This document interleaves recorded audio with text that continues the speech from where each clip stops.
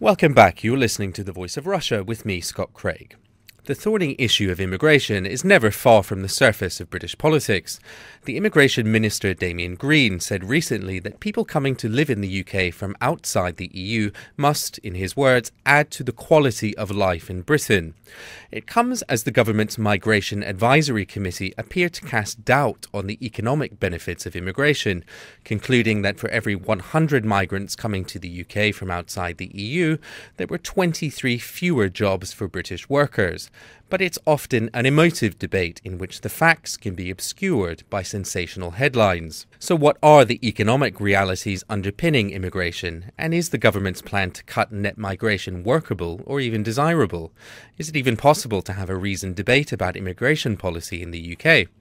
To discuss this, I'm joined in the studio in London by Dr Carlos Vargas-Silva. He's Senior Researcher at the Migration Observatory at the University of Oxford. Gawain Towler is Chief Spokesman for the UK Independence Party and a London Assembly candidate. And Ceri Dingle is Director of WorldBytes, an online citizen TV channel. Dr Vargas-Silva, let me come to you first. As I said in the introduction, there's quite a lot of emotion surrounding this debate. But if you could just provide us with a snapshot of what the immigration picture has been over, say, the last 10 years. I think in order to understand what is happening now, you have to start by defining what is net migration, which is the target of the government. Basically, the government wants to decrease net migration, which is the difference between inflows of migrants to the UK and outflows of migrants to the UK from the current value or current level, which is 252,000, to less than 100,000. So they will have to cut the migration by more than half. Now, who counts as a migrant in this definition? In this definition, you have anyone that is entering the UK after living 1 year or more abroad. So basically, a British person that is coming back to UK after living 2 years in Canada, let's say, is going to be counted as an immigrant under this definition. Moreover, you also have included in here European citizens, which under the European Union Treaty have free access to the UK. So basically, this definition includes a lot of people for which the UK government doesn't have currently control. And in some sense also, if more British people were to leave the UK, then this will put the government closer to their target. Now, usually British people leave the UK, so there's negative net migration. So basically there's more people, British people leaving than coming to live in the UK. What is happening during the last few years is that less British people are leaving the country. As a result, net migration has been much higher than in the past. In fact, the value of 250,000 is the highest value on record for a calendar year. So it's a big challenge for the government because they will have to start with the highest value on record in order to increase net migration to the tens of thousands. It's aimed to cut it from its current level to tens of thousands or 100,000. I mean, is that aim actually even achievable? Everything is achievable. Now, given the policies that they have currently in place and the approach that they have taken, is that they're not going to just cut students or just cut workers. They're going to do a comprehensive package in which they're going to cut different flows of people. Given the approach that they are taking and the numbers that they're cutting and the policies that they have in place, is going to be very challenging for them to reach the target of 100,000 by the end of this parliament. So given the policies in place right now, it is unlikely that they're going to hit the target. Gawain Towler, let me come to you. UKIP's view on non-EU migrants is the numbers should be cut? We find the split between non-EU and EU migration somewhat bizarre. The government's position is that if, as you stated in your introduction, that for every 100 non-EU migrants, 23 jobs somehow had vanished from the British workforce. How they then say that EU migration, this impact is not there, to us seems bizarre. So we hold migration to be a single package, not two separate packages. Now, of course, our membership of the EU precludes us having any right or say over being able to control migration from EU countries. However, to try and pretend they're different things is bizarre. Also, in an odd way, UKIP, because we see ourselves in the way we do, we regard migration from the former Commonwealth probably with a lot greater favour than we do from those countries which we do not have historical ties, duties, responsibilities.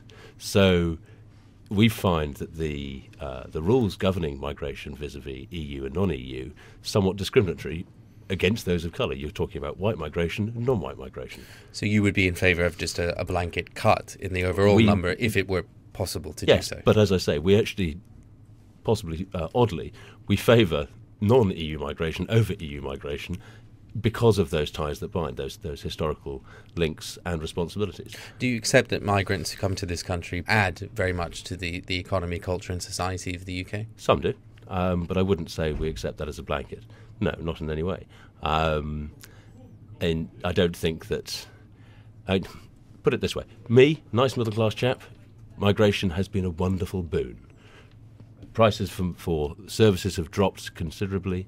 I can have a cleaner, I can have a garden, I can get my plumbing done, I can do this, that and the other.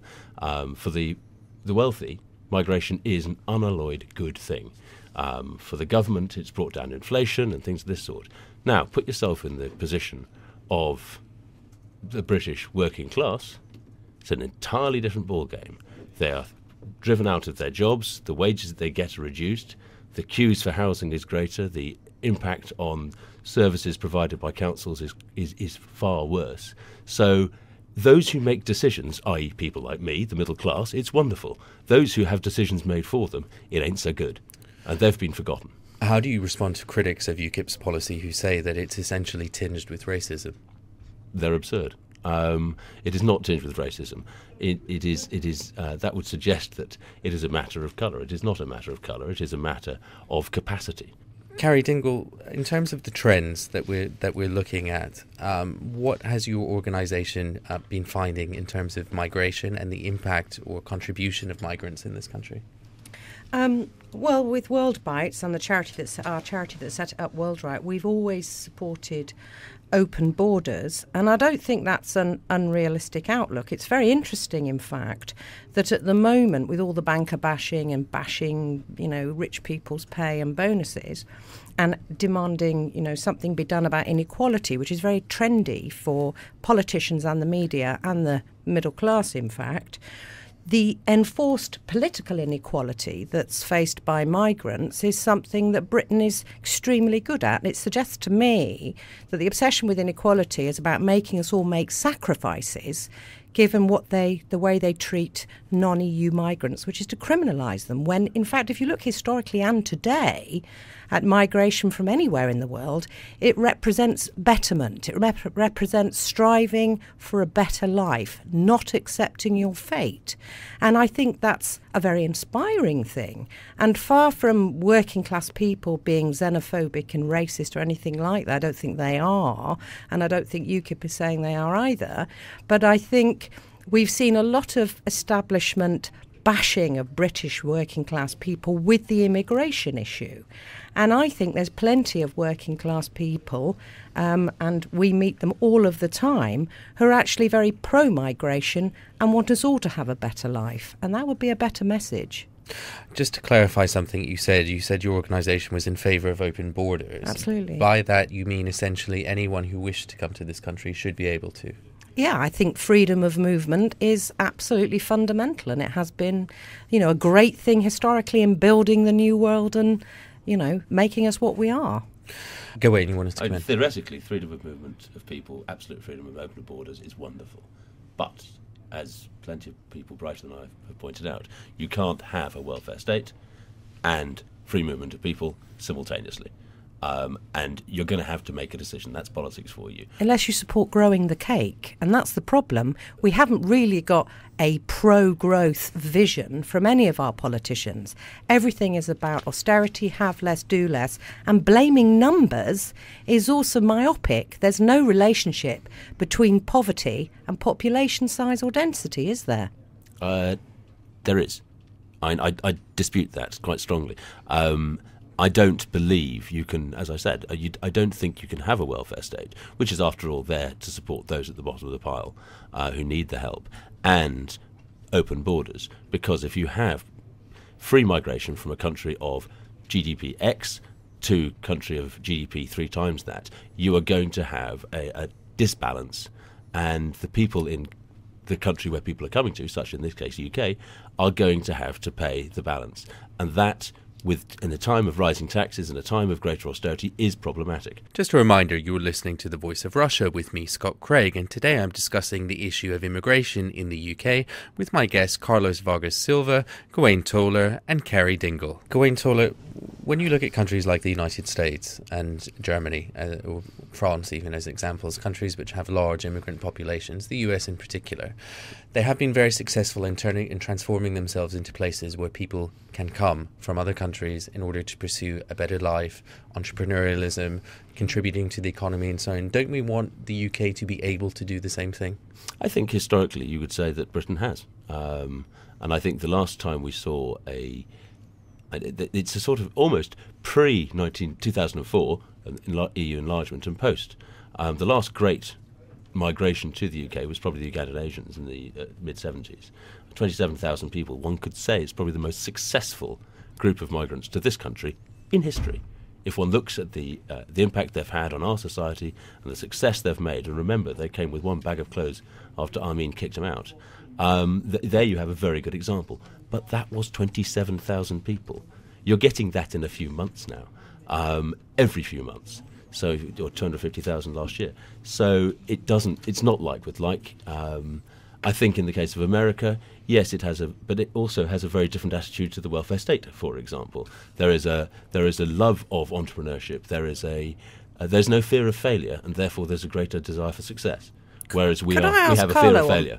Carlo on this though, because if you look at the facts around the world, you know, this idea that we're going to somehow the floodgates would be opened and Britain would be overrun and there'd be no jobs. Obviously, first off, that's to blame the failures of social services and house building and all the things we all need on numbers and migrants, which, again, I think there's so little evidence of. But if what Carlo is saying on actual movement, isn't it the case, for example, that only about 3% of the global population move from their home, friends and family each year? So it's very small, because it's a huge thing to do, to rip yourself out of what you're used to go somewhere else, have to speak another language and start again. It's a very brave and quite inspiring thing to do. But the other thing is, if you look at the huge shifts in population, you look at, say, for example, within China, and the shift is from country to town, again, based on people's aspirations for a better life. And there's no evidence that it's caused chaos. And there is a failure of the historical imagination, a closing down of what's possible. And, you know, this idea of blaming our lack of services on people from elsewhere is mind-bogglingly sad.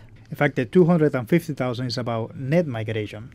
If you look at immigration, was almost 600,000 for 2010. So you get about 50,000 migrants every month in average. Now, when you look at the impact of migration, you have to look about the level. You have to differentiate by the level that you're looking at. For instance, if you look at global levels, migration has a very, very positive effect on welfare levels at the global level. But this effect is to a large degree based on the rising income of migrants themselves, that usually often move from poor countries to richer countries. If you look at a country like the UK and you look at migration, probably migration is going to have a big impact on economic growth in the UK, and it's going to be positive. Now, that doesn't mean that migration has a positive impact for everyone in the UK. So it is likely that for some sectors of the population, probably low-skilled workers, there's going to be a negative effect of migration. It would be fair to say, would it not, that public opinion in this country is largely negative when it comes to perceptions about immigration?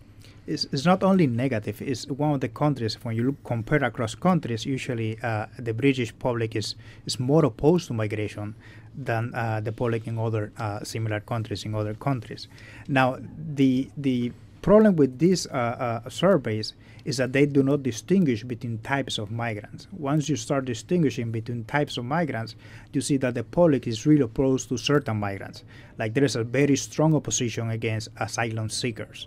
They're very strong opposed to those, but they're less opposed to high-skilled migrants.